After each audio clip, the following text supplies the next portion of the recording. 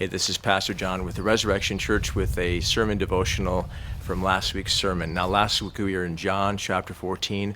Jesus is getting ready to go to the cross. It's the night before the crucifixion.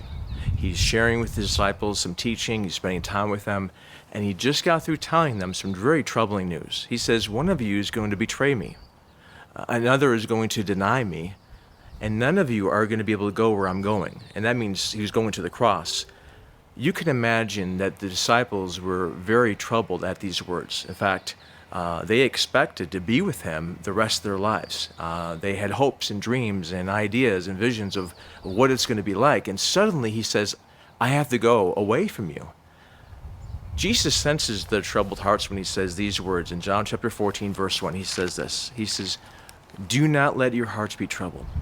Believe in God, believe also in me.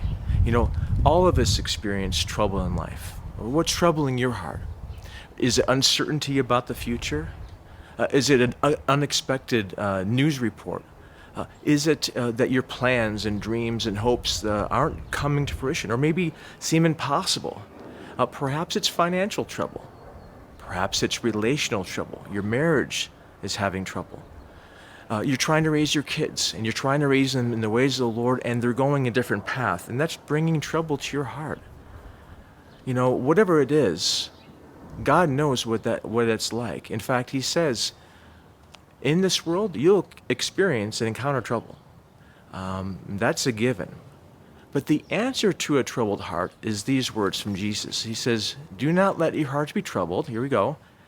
Believe in God, believe also in me. Or let me just say it this way. Trust in God, trust also in me. For the answer to a troubled heart is a trusting heart. A troubled heart doesn't see God in the picture. A trusting God says, Jesus is there with me. A troubled heart sees chaos and sees no answer and sees uncertainty. But a trusting heart says, the Lord is in control. The Lord will bring me to where I need to be. In fact, Jesus says at the end of chapter 14, he says, peace I leave with you. My peace I give to you. Not as the world gives do I give to you. Do not let your heart be troubled, nor let it be fearful. See, Jesus brings peace that's different than the peace of the world. The peace of the world is lack of conflict. So let's try not to fight one another, and it's all external.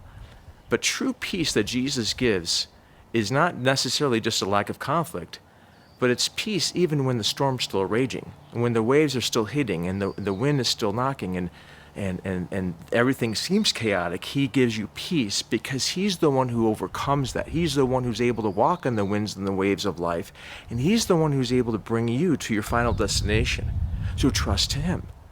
Trust in him, and trust him that he is in control. He is the Prince of Peace. He is the author of your salvation if you trust in him, and he will bring you safely. Listen, if you have a troubled heart, trust in Jesus. Things may not go according to your plan, but you know that he, Jesus Christ, is the author and the finisher of your faith, and he will bring you to where you need to be, and ultimately, your final place will be with him, and you'll experience peace, and you will experience his presence. Trust in him. I'm John Core, pastor of Resurrection Church. Have a blessed and wonderful day.